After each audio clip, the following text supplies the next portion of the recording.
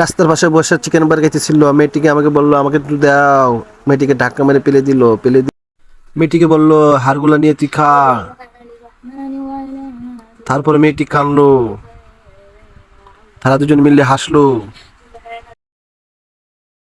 মেয়েটি হাড়টি নিয়ে কি করলো, মাটি নিচে পুঁতে দিল, পুঁতে দেওয়ার পরে দেখুন চিকেন বার্গার গাছ হয়ে গেল।